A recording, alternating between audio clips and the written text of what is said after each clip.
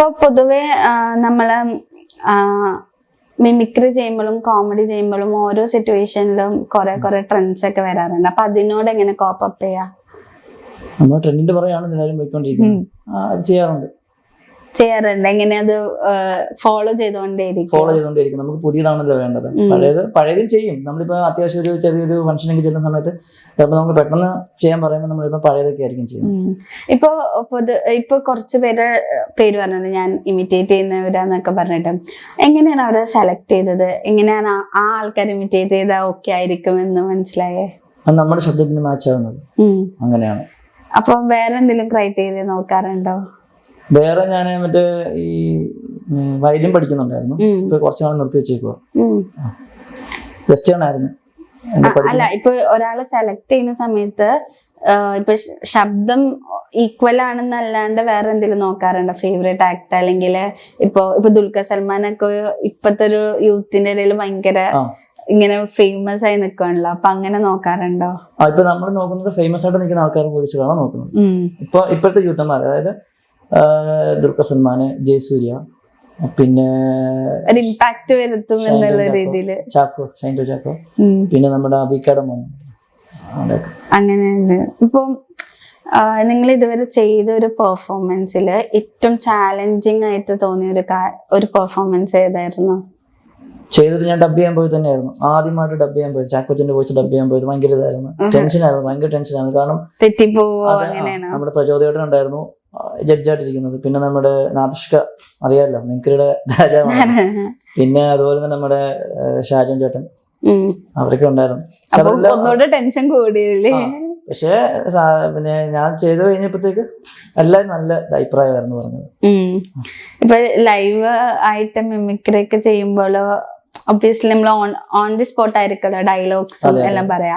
അപ്പൊ ഓഡിയൻസിനെ കയ്യിലെടുക്കാന്ന് പറയുന്നത് ഒരു വലിയ കഴിവല്ലോ. അപ്പൊ അതിനെന്താ ചെയ്യാറ് കൂടുതലും? അപ്പൊ നമ്മള് ഇപ്പൊ അവിടെ എന്താ പ്രസന്റിൽ എന്താ ചെയ്യാൻ പറ്റുന്നത്?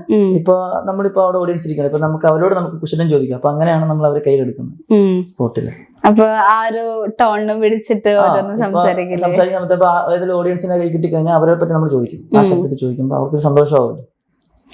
ഇപ്പം ഒരു പെർഫോമൻസ് ഇപ്പം എന്തെങ്കിലും ഒരു സമയത്ത് ഇതേപോലെ ഏതെങ്കിലും സിറ്റുവേഷനിൽ പ്രതീക്ഷിക്കാത്ത ഒരു പെർഫോമൻസ് ചെയ്യാൻ പറഞ്ഞാല് ചെയ്യാൻ പറ്റുമോ? ചാക്കോച്ചൻ ശബ്ദം ചെയ്യാൻ പറ്റും.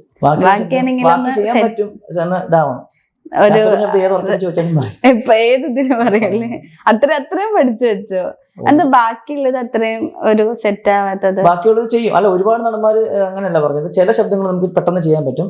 ചില നമുക്ക് സ്പോട്ടില് നമുക്കൊന്ന് ഇതാവണം, ഒന്ന് റെഡി ആവണല്ലേ. അത്ര നമ്മൾ ആയി വരുന്നു, പെർഫെക്റ്റ് ആയിട്ടില്ല. ഇപ്പോ ഈ മിമിക്രി ഇൻഡസ്ട്രിയിൽ ഇപ്പൊ ഒരുപാട് പേര് പുതിയതായിട്ട് വരുന്നു. ഒരുപാട് പല രീതിയിലും ട്രെൻഡ് എല്ലാം കൊണ്ടുവരാൻ നോക്കാറുണ്ട്. അപ്പൊ അവരോട് എന്ത് ഒരു അഡ്വൈസാ കൊടുക്കേണ്ടത്? അഡ്വൈസ് കൊടുക്കാനുള്ള ഒരാളുണ്ടോ? ഞാൻ എന്നാലും ഇത്രയും ഈ ഒരു ഇത് നോക്കുകയാണെങ്കിൽ നമ്മള് അഡ്വൈസ് കൊടുക്കാന്ന് പറഞ്ഞു കഴിഞ്ഞാല് അത് നമുക്ക് ചെയ്യാൻ പറ്റുന്ന ശബ്ദങ്ങൾ നമ്മൾ ചെയ്യണം. ഇപ്പൊ ഒരാളത് ചെയ്യുന്നത് കണ്ടിട്ട് നമ്മൾ അത് ചെയ്യാൻ നിൽക്കരുത്. കാരണം നമുക്കത് കിട്ടുവാണെങ്കിൽ ചെയ്യണം, അല്ല പിന്നെ അത് ചെയ്യാൻ നിൽക്കരുത്. നമുക്ക് എന്താ പറയാ, മഹേഷ് കുഞ്ഞോനെ കണ്ടിട്ടില്ലേ? അദ്ദേഹത്തിന് ചെയ്യാൻ പറ്റുന്നത് ചെയ്യുന്നുണ്ട്. അദ്ദേഹത്തിന്റെ ഒരു ഇന്റർവ്യൂല് പറയുന്നുണ്ട്, മമ്മൂട്ടിയുടെ വോയിസ് അങ്ങനെ ചെയ്തിട്ടില്ല. പുള്ളി പറയുന്നുണ്ട്, എനിക്ക് അത് സാറ്റിസ്ഫൈഡ് അല്ല എന്ന് പറഞ്ഞ പോലെ ചെയ്യാൻ പറ്റുന്നത് നമ്മൾ ചെയ്യണം. ഈ ചില മിമിക്രി അല്ലെങ്കിൽ ചില പരിപാടിയൊക്കെ തന്നിട്ടുണ്ട്, 1 മിനിറ്റ് കൊടുക്ക, ഒറ്റ സെക്കൻഡ് വൈസ് തന്നെ ഓരോരുത്തർ അവരെ അനുകരിക്കുന്ന ശബ്ദങ്ങൾ മാറ്റി ഇതാക്കാം. അപ്പൊ അങ്ങനെ എന്തെങ്കിലും ടെസ്റ്റ് ചെയ്തിട്ടുണ്ടോ? അങ്ങനെ ഞാൻ ചെയ്തിട്ടുണ്ട്. ഒരു 10-15 ശബ്ദം ഇങ്ങനെ 5 മിനിറ്റ് കൊണ്ട്. ഞാൻ അങ്ങനെ സ്റ്റേജ് ചെയ്തിട്ടില്ല, സ്വന്തമായിട്ടും ചെയ്ത് നോക്കിയിട്ടുണ്ട്. ഞാൻ ചെയ്യണമെന്ന് ആഗ്രഹമുണ്ട്. ഒരു എന്താ പറയാ, ഫോട്ടോ ഇട്ടിട്ട് മാറ്റി ചിലവര് പാട്ടൊക്കെ പാടാൻ ശ്രമിക്കാറുണ്ട്. അങ്ങനെ കുറെ പേര് ഇപ്പൊ ഇൻസ്റ്റാഗ്രാമിൽ ചെയ്യാറുണ്ട്. അതേപോലൊക്കെ ചെയ്യാൻ നോക്കിയിട്ടുണ്ടോ? അനുകരിച്ചിട്ടാണോ അതോ സ്വന്തമായിട്ടോ?